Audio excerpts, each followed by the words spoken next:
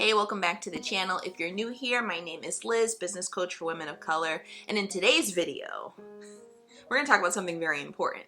We're going to talk about how you can mentally and emotionally prepare for the entrepreneurial pay cycle.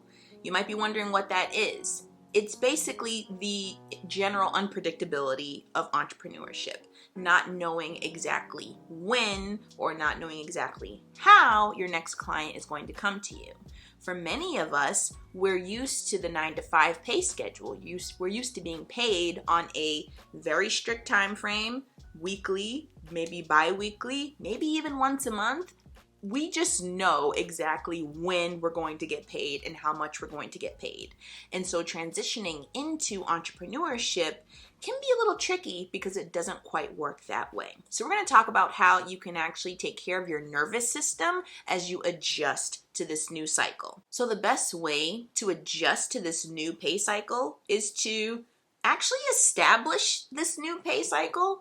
When you're just getting started, you're kind of just going off of what you see on social media about how businesses work and how people can hit six figures in 6 months and all this other craziness. You have no other tangible thing to go off of in terms of, what does an actual, realistic example of making money as a business owner look like? And so what I like to offer my clients is to create that entrepreneurial pay cycle around the concept of 100 offers. Unlike in business, at your 9-to-5 job, you're used to your pay being directly connected to how many hours that you've actually worked. You know that if you work, for instance, 40 hours in a week, you're going to get a certain amount of pay in your paycheck per pay period. This money comes immediately. It is predictable. It's very secure, quote unquote.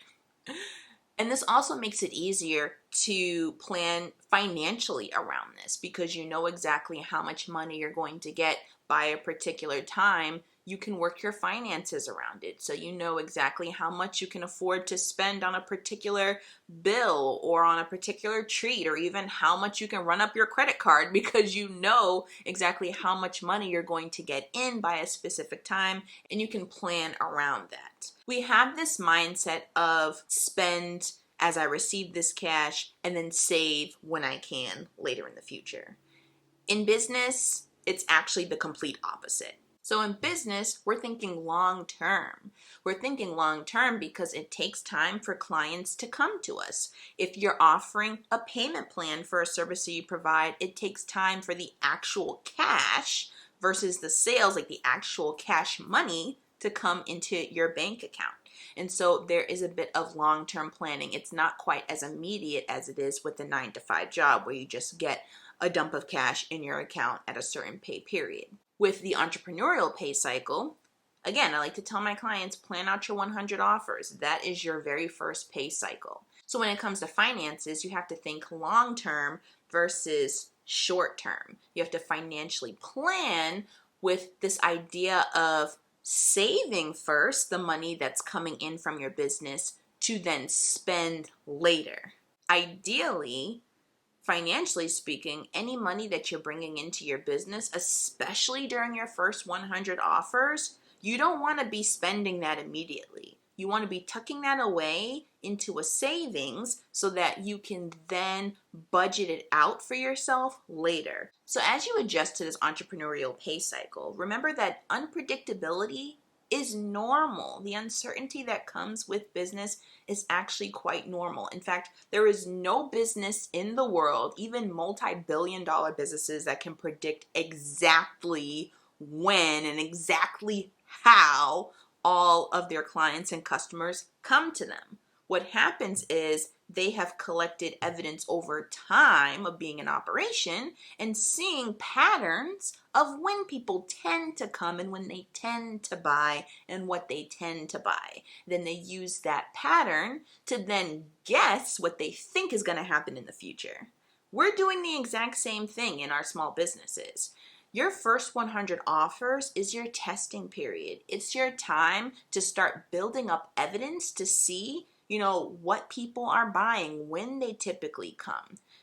first and foremost, it's really just to prove to your mind, especially as someone who's brand new in business or someone who's starting a brand new service, it's building up evidence for you that people will just buy. Like when you're just starting out, you just need evidence that anyone will buy. So this first 100 offers is really your time to test that out and create your proof of concept. And then after your first 100 offers, you can use your past to then guesstimate how things will go in the future. And then make another 100 offers to then guess again what will happen in the future. So you're building and building upon your evidence of what money you can create in your business, and then you're using that to forecast out years down the line. So in the meantime, what can you do to make things a little bit easier on your nervous system? First and foremost, instead of trying to instantly switch overnight into, just believing that things will happen, start first with a baby step of finding comfort and security in the things that you actually can control. Like we're used to wanting to be able to control so much to find safety, especially as women of color. Like it's so hard to find safety out in this world that we've had to kind of create ways to feel safe in our everyday lives. And oftentimes the things that we do to create safety for ourselves isn't the best thing for us. But baby step this, right? So the next thing that you can just at least hold on to while you're in this transitionary period is finding comfort and security in the things that you actually can control. You can control how many offers you make. You can control how committed you are to the process and how committed you are to serving your clients to the best of your ability. These are things you absolutely can control. And it's okay that you're starting from zero. Everybody has to start from scratch at some point in time. Think about when you started your first job. Like, were you as skilled as you are right now? No, it took you time to develop. Maybe you didn't get comfortable in a new role for 3 months, 6 months, even a year or 2 years. Give yourself that same grace as you transition into entrepreneurship or as you start trying to transition into actually bringing in more of a sustainable income from your business. And the amazing thing about this is that because you are in control of your own business, there's no one else that can cap your skill. There's no one else that can cap your income because of who you are or what you look like. You are actually able to progress at a natural, real progression in alignment with what it is that you want to do in this world. And that means that it inherently will be way faster than what you would accomplish at a 9-to-5 job with all of this red tape, bureaucracy, unconscious bias, and all this other BS standing in your way. But again, it is so important to do your best to support your nervous system along the way. You're doing something new, something different, something scary. Every new income level that you reach will be brand new to your mind. So hold your hand during this time period. On top of that, our businesses are often wrapped up in like our hopes and dreams for the future of wanting more freedom, of wanting more income, of wanting to create more impact in this world. Our businesses are often heart-centered. They're focused on a mission that we actually care about. So this means something to us. And as a result, it can also be really, really discouraging when you're not seeing the results that you're expecting to see, especially as you're still in the process of like deconditioning your mind from what you've been taught at a 9-to-5 job and what you've been shown to expect from the social media highlight reel. Like, it's a process. There's no one else in your family or even your friendship circle that's starting businesses. So it's hard to find support. The natural unpredictability of entrepreneurship means that because your brain is always frantically searching to find safety in figuring things out and understanding what's going on, your brain is going to have a field day with this. Your brain is going to bring up every single insecurity that you've had dormant for years to try and find some explanation as to why things are not happening the way you expect them to go. So support your nervous system and your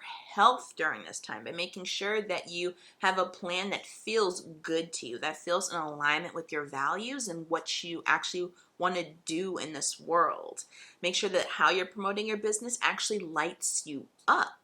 Make sure that you're taking breaks, like schedule breaks. It is March. If you have not taken at least a week off from your business at this point, please do so. Please do so.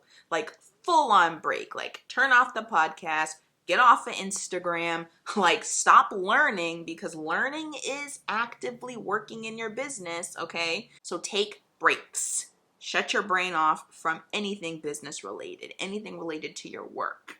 Take care of your health. Make sure that you're being active, going outside, taking a walk, being in nature. Like it seems super small, but it actually really does work wonders for your health. Listen to music, do some inner child work, journaling, seek therapy for life issues that are springing up along the way. Think about doing EFT tapping or some other form of somatic work to really help with your body. Make sure that you're upholding boundaries with your 9-to-5 job. That's a big one because 9-to-5 jobs have the capacity to stress us out. So make sure that you're always upholding your boundaries in terms of your time, your mental energy, your emotional energy. Maintain those boundaries with your workplace. There are hundreds of different things that you can do, but just make sure that you're doing something, whatever works for you as you go through this transitionary time. Like building your business does not have to re-traumatize you. It does not have to send you into unnecessary spirals and create unnecessary extra stress in your life. Like you can have the freedom and the stress-free ease in your business while you're still growing it, even from square one, that you want to have when you hit 6 figures and multiple 6 figures. At the end of the day, you can do this. And as a matter of fact, you were actually born to do this. Owning our own businesses existed before capitalism. It existed before society suddenly decided to start conditioning people from birth to become worker bees, to work in somebody else's business. So it's actually quite natural to go back to the cycle of working in your own way and doing what you want to do, how you want to do it. But be kind to yourself. I cannot stress this enough. Be kind to yourself during this process because you are literally trying to undo a lifetime of conditioning in a few short years. And if you need help and support during this process, I do have spots open in my one-on-one coaching program where we can help you find your ease as you build your business 1K at a time. Use the link in the description box below to book an interest call. We'll see if it's a good fit. Find me on Instagram at The Other Liz Walker. I'm there most days of the week and I'm providing mindset and strategy to help you as you continue to build your business and create major impact you want to see in this world. Take care. And I'll see you in the next video.